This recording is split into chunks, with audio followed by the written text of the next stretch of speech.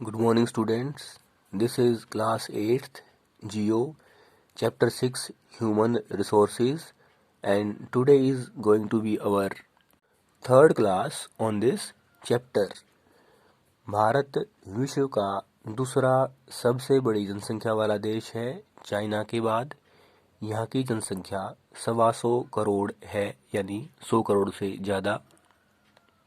भारत विश्व के उन 10 देशों में भी शामिल है जहां दुनिया की 60% पॉपुलेशन रहती है, और हम कह सकते हैं कि उन देशों में भी शामिल है जहां की जनसंख्या 100 मिलियन से ज़्यादा है। जब किसी विशेष समय में लोगों की संख्या में परिवर्तन होता है, वो कम होती है या ज़्यादा होती है, उसे पॉपुलेशन चेंज या जनसंख्या परिवर्तन कहा जाता है। संख्या परिवर्तन बर्थ रेट यानी जन्म दर और डेथ रेट यानी मृत्यु दर में परिवर्तन के कारण होता है। बर्थ रेट का अर्थ है प्रति 1000 लोगों के पीछे जीवित जो लाइव बर्थ हैं, जो जीवित बच्चे हैं, उनकी संख्या। और डेथ रेट का मतलब है प्रति 1000 लोगों के पीछे जो मरने वाले जो बच्चे हैं उनकी संख्या।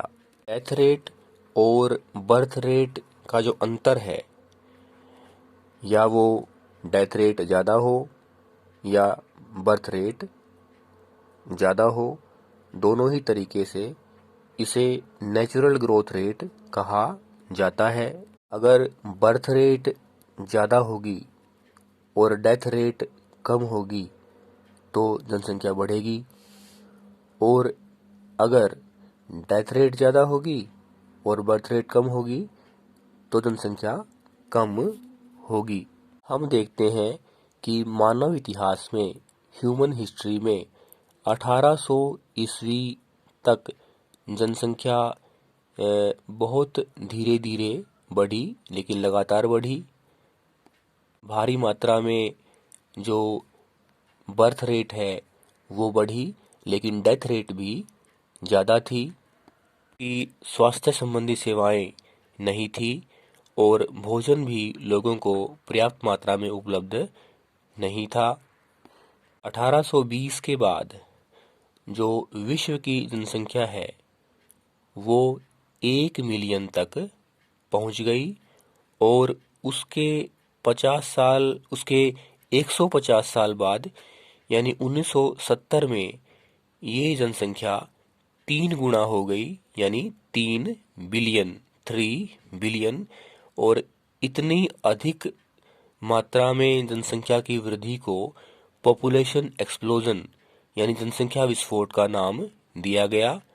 और उसके 30 साल बाद यानी 1999 में जो जनसंख्या है वो 3 से 6 यानी 6 बिलियन दोगुनी हो जाती है।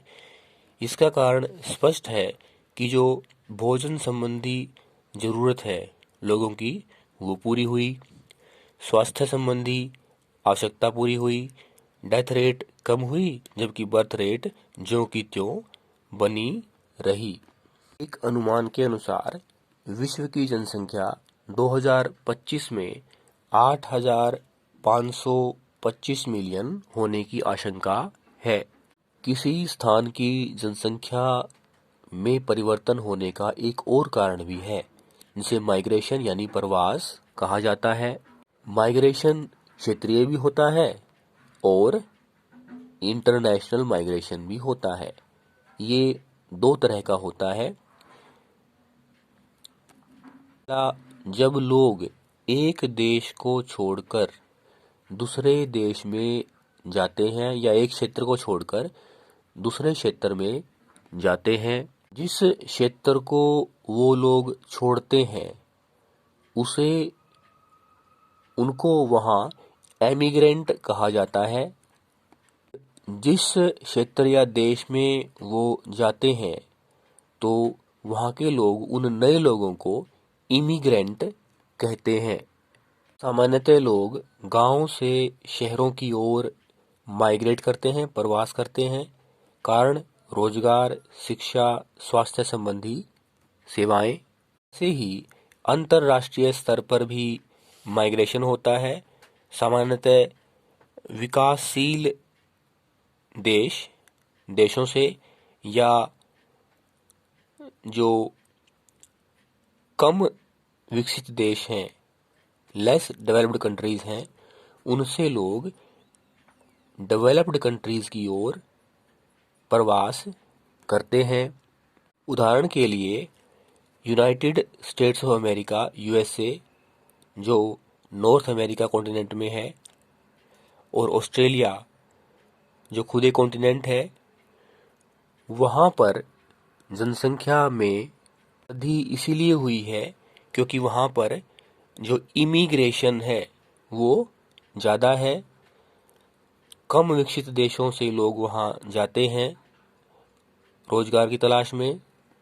ही सूडान एक अफ्रीकन कंट्री है, वहाँ पर जनसंख्या में भारी कमी आई है क्योंकि लोग वहाँ से उस देश को छोड़कर और देशों में जा रहे हैं।